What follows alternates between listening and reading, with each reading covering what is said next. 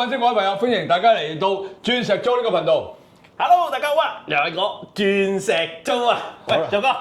咪住先啊！首先我哋要提翻啊，我哋咧喺上一集已經講咗啦，喺嚟緊嘅5月2號喺呢度咧好靚啊！呢度環境咧喺阿租呢個地方咧就有一個母親節暨呢個鑽石租呢度咁靚嘅珠寶首飾嘅分享會啊！咁啊喺5月2號咧嚟緊嘅5月2號嘅3點至5點。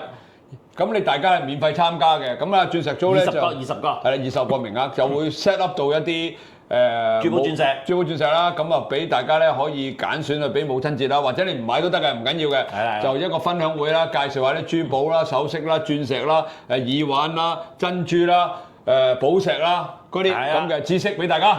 咁啊記住啦，你哋如果想集中啦，譬如可能想知道珠寶上嚟有啲咩想認識啦，你哋可以留言俾我嘅。係啊。咁我譬如可能收到特別多留言想認知嗰樣嘢咧，咁我就準備嗰種嘅珠寶形態或者鑽石去俾大家分享同認識。係啦，咁本身呢度就有寶石啦、鑽石啦。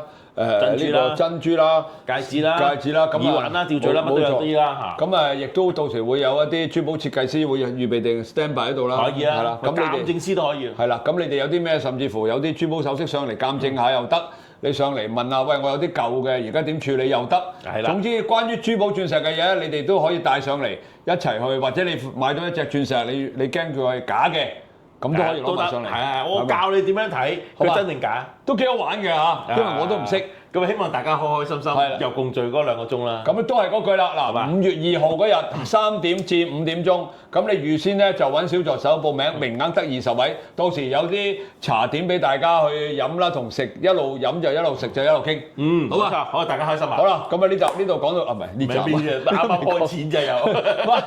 想聽咩啊？做哥今集你頭先講咧話咩珠寶工業鑽石係啊，不如咩？我講下啊。嗱，其實好多人都成日講咧，鑽石就係愛嚟戴啊，或者用啊。不如我俾少少數據啊。今集都想分享一下，其實鑽石咧有其他另類嘅真正用途。因為其實咧，大家唔知道記唔記得我之前有講過啊？鑽石喺個礦場開採出嚟咧，95%咧都係用唔到我嚟做首飾㗎。哇，慘啊！得5%用得到㗎啫。慘啊！係啊，而5%入邊咧，真正大家成日常見嘅，譬如可能戴嘅白色嘅鑽石咧，係可能仲要係喺嗰5%入邊咧，得2-3%嘅啫，所以好少嘅。咁大家會問啦，喂，咁我差唔多成採購咗好多，或者開採咗好多唔同嘅廢料出嚟，我嚟做乜嘢啊？咦，你知唔知道有好多啲工業鑽石？你啲鑽石係一個切割技術嚟嘅。係。特別你知唔知鑽石咧投放喺譬如可能汽車嘅行業入邊啦？係。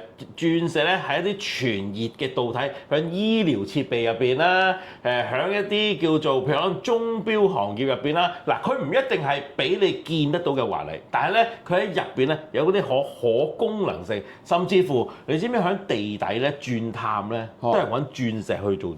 點鑽啊？咁大個鑽探機成個真㗎，因為鑽石係全世界最硬嘅嘢，甚至乎啊，你知唔知工業鑽石咧？佢鑽石係可以愛嚟做打磨作用嘅。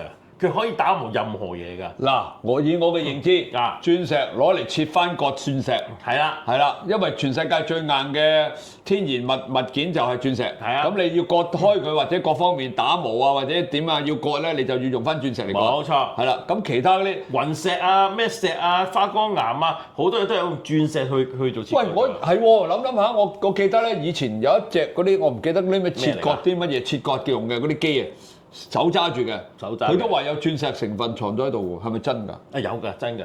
跟住佢攞咁就鋸到佢出嚟。因為其實譬如可能你有時你覺得華麗嗱，其實可能大家個認知嗰度睇鑽石咧，成日戴住喺手嗰粒咁嘅鑽石嘅形態啫。但係真正嘅切割技術嗰啲鑽石咧就唔係咁嘅樣。佢點樣啊？你講嚟聽下。即係其實佢好似一啲就刀咁啊！各位粉絲、各位朋友喺呢度隆重宣佈，嚟緊嘅4月1號上晝7點鐘，我喺 YouTube 有一個新頻道叫做祖哥核爆。身邊呢位靚女係邊個啊？大家好，我係 Renee 啊，咁我從事咗市場推廣咧已經好多年啦，咁我已經見盡咗人生百態，咁所以咧好想喺祖哥呢個頻道裏面咧，但係聽佢講咧，我哋對一啲時事啊、政治啊、民生啊一啲唔公平嘅嘢咧，我哋都攞出嚟鬧嘅。哇！very good，咁點解要有你喺度啊？點解有我咧？我就係負責一啲事實啊、一啲數據上面嘅分析，咁同埋咧最緊要就係撳住祖哥唔好太激動。係啦，我驚住我鬧人時候咧。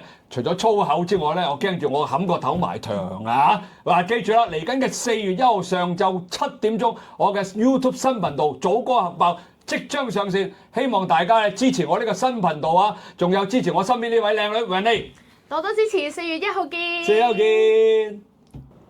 一個尖面咁樣啦，但係咧你會睇得到佢冇光彩，乜都冇㗎。因為佢開採出嚟，佢鑽石嘅本質咧，其實可能成個第一沙灘見到，好似喺地下踩到嗰啲玻璃咁樣。但係佢嘅真正用途咧，因為其實佢夠堅硬啊，同埋佢嘅散熱程度夠高啊，咁所以喺呢兩者入邊咧，佢可以變咗做醫療設備，做汽車切割嘅嗰啲開採，亦都做得到啊，甚至乎做電腦版面嘅散熱功能都有做㗎。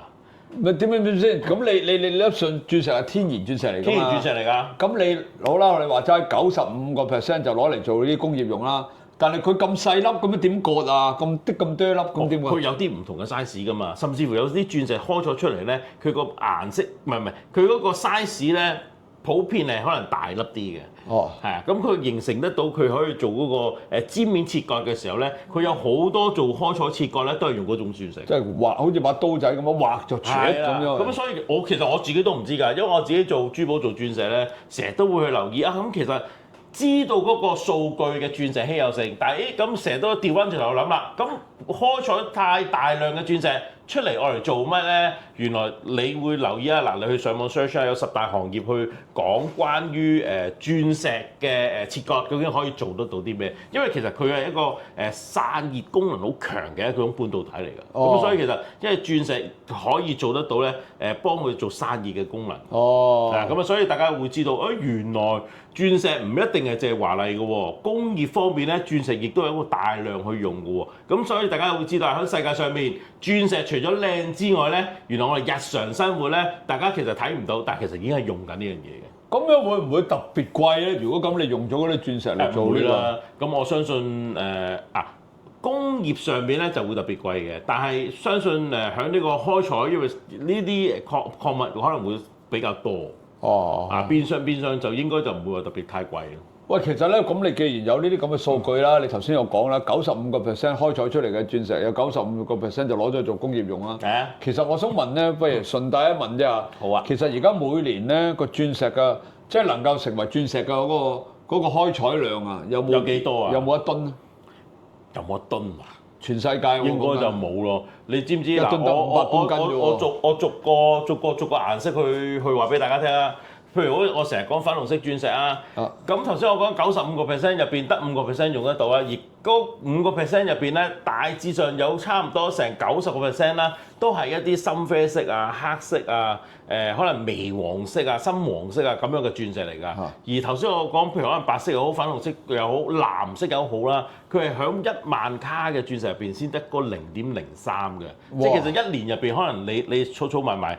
都唔知佢有冇，我成日講啊，譬如可能你飲嗰啲中國白酒嗰啲酒杯啊，即係分分鐘一個杯仔每年開採咁多嘅。全世界喎，咁多個礦場喎，得一個礦場有嗰種鑽石嘅啫，係嘛？係啊，淨係得澳洲西澳一個叫阿佳嘅礦場咯。咁即係亞皆老街嗰個串法啊。咁嗰個礦場咧其實已經閂咗門㗎啦。咁剩低嘅粉紅色嘅鑽石嘅蘊存量咧，亦都唔再多嘅。咁佢做咩又刪咗佢咧？唔衰。冇啊，佢冇得再。政府規定啊？唔係政府規定啊，咁佢開採完畢咯都。邊度有完畢呢樣嘢㗎？咁啊係，地球資源都有用盡嘅一日嘅。唔係佢用完就冇，咁佢就再開採唔到，咁佢停咗咯。同埋嗱，調翻轉啦，我覺得呢個陰謀論啦，佢唔講停咗。咁佢又點顯得鑽石嗰種稀有度？個稀有度，粉紅鑽講緊，即係其實可能話俾你聽，而家去到20公尺揾到粉紅鑽，其實可能30公尺又揾到粉紅鑽嘅。但係嗱，其實間公司就已經停止咗再生產或者再開採㗎。咁自己佢上網抄啦，都抄得到呢一個嘅公司喺澳洲西澳嗰度，亦都係2020年已經宣布咗呢件事。喂，到時你哋有冇1-2粒粉紅鑽俾喺5月2號咧？到時反正我哋上嚟，你俾人哋參觀下粉紅鑽個稀有度啊，又嗰個即係起碼可以俾人哋戴下。咁啊到時會攞啲珠寶首飾出嚟俾人大家試下戴咯。不如我準備下幾個唔同顏色啦，等大家認知得到，咦原來鑽石有好多唔同顏色嘅喎。係啊你知唔知好多用家咧？佢哋成日以為鑽石淨係得黃色同白色㗎。嗱，市場上面確實係少嘅，譬如可能綠色啊、橙色啊、粉紅色啊、紫色啊、藍色啊，都唔係成日見得到嘅。咁因為其實頭先有聽我講話稀有度嘅原因咧，佢流通量唔高，就算你去大嘅鋪頭咧，都未必會見到呢一種嘅鑽石出現咯。其實你冇啊，有嗰啲係寶石，唔係鑽石，係寶石。寶石。嗰啲係寶石，你而家講係鑽石。我講鑽石。你而家講緊係咁多種顏色嘅鑽石啊嘛，唔係寶石啊嘛。因為你見都冇得見嘅時候，根本你唔會入到去嗰個鋪頭，會話俾你聽，我想問呢一樣嘢。冇啊，你唔使諗，寶石有，寶石有藍寶石、紅寶石、綠寶石就最多嘅。係啦，藍寶石比較多啲。係啦，當然啦，咁我唔識啊，總之我成日睇嘅。咁你話要顏色嘅鑽石咧，基本上就未見過喺嗰個飾櫃嗰度。都係嘅，唔同樣㗎，嗰啲色係唔同樣㗎。我睇下可唔可以我準備下，等大家又開心下驚喜。5月2號你哋報名啊！ 5月2號好冇？好嘛？咁再講翻我哋主題先啦。咁係工業用嘅鑽石。工業用嘅鑽石。係啦，咁我想問咧，你頭先講咧大型嘅切割機咧，咁個頭咁大攞嚟切，嗰啲鑽石得咁細，咁切乜鬼啫？點切啊？大型切割機喎，點做啊？鑽探地都係用鑽石㗎，即係嗱分分鐘其實話咧工業鑽石佢嗰個大細咧就唔係好似你用緊嘅飾品鑽石嗰個 size 㗎。可能佢好大嚿，即係佢有機會好大嚿，但係就冇辦法做到一粒。我明。咁咪變咗你嗰個鑽口咪可以吻合翻咯。我明，即係譬如佢有機會開咗咁大，但係啲色啊、裏邊啲雜質啊，全部佈滿晒。同埋調翻轉頭嗱，如果我哋咁樣去諗，或者我咁樣睇啦，因為我自己未去轉過地啦。咁但係你會諗一樣嘢就係，如果佢嗰個頭啊夠堅硬嘅時候，其實佢轉任何嘢或者去戒任何嘢都可以打得穿、打得爛嘅時候，我哋要咪就係要嗰部分啫嘛。即係我明咁，即係諗嗰啲鑽石咁細，點攞嚟轉木牆咧？咁啊真係，因為你一啲手打磨嘅咧，我知道有啲手打磨嘅切割嗰啲電，即係好似支筆咁大嘅，咁就可以攞嚟去切割一啲嘢嘅。咁啊戒一戒，跟住哼啊拔爛嘅啫嘛。係啦。咁啊聽講話嗰啲戒玻璃嘅嗰啲玻璃都有啲都會有鑽石嘅成分啊嘛。我聽過鑊都有啊，我有個朋友做嗰啲嗰啲不鏽鋼鑊啊，佢話有嗰鑽石粉嘅存在嘅。咁犀利！甚至乎我哋磨鑽石嘅鑽石盤咧，都有啲鑽石粉喺上邊咧，先可以再鑽石打磨鑽石嘅。咁犀利喎！真係咁犀利㗎！哇！呢啲真係其實鑽石喺我哋而家嘅稀有，你聽你講啦嚇。除咗佢嘅工業用途咁多之外啦，喂，其實鑽石會唔會有一日你會採晒㗎？我覺得喺我有生之年應該冇嘅。咁始終個地球咁大，同埋講真啦，以我哋嘅認知範圍，你有幾了解個地球響20公尺入邊啊？有啲乜嘢啊？甚至乎我成日都聽講啊，唔好講鑽石啊，人哋話有地底人㗎，我唔知你信唔信？地底人都有講呢樣嘢咯。咁我相信喺我哋有未知之數嘅地殼下邊咧，可能會有一啲更加多嘅鑽石存在，但係而家暫時未公佈同埋仲未揾到嘅。但係定期日咧都有聽到話喺世界各地唔同嘅地方咧，又揾到一個破紀錄嘅鑽石㗎，好似啱啱嘅加拿大咧就揾咗一粒2000幾卡嘅咁大粒嘅。唔係喎，係啊，啱啱早唔知早幾個月嘅咋。2000幾卡？係啊，因為喺我哋點解我會知啊？因為喺我哋嗰個行業入邊咧，我哋會有屬於我哋自己一個類似鑽石嘅新聞台啦，或者一個鑽石嘅內部嘅網頁啦，佢會講解晒而家唔同世界各地嘅地區嘅鑽石嘅存貨量。存貨量。而家鑽石嘅每個星期嘅價格表。我哋每個星期，譬如可能世界各地嘅政治時事，究竟而家鑽石行緊去咩位置？咁亦都會有譬如可能手錶、珠寶、寶石、黃金嘅珠寶貨，究竟普遍響世界各地唔同咩嘅地方？我亦都可以呢樣嘢下次5月2號俾大家欣賞下，知道我哋呢個行業點樣去運作啊！咁我覺得大家會覺得咦，犀利喎，咁得意喎！唔係，你嚟到5月2號嚟到咧呢個免費聚會咧，你就會得到好多嘅珠寶行業嘅資訊啦、知識啦，甚至乎咧連嗰粒鑽石啊嗰個市場價格你都會知道。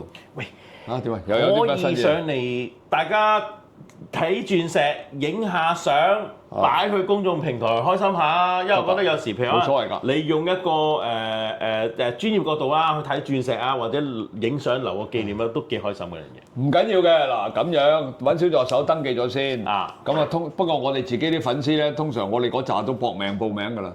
即係我揾啲粉絲上嚟，咁好啦。咁到時有飲有食，咪傾下偈咯。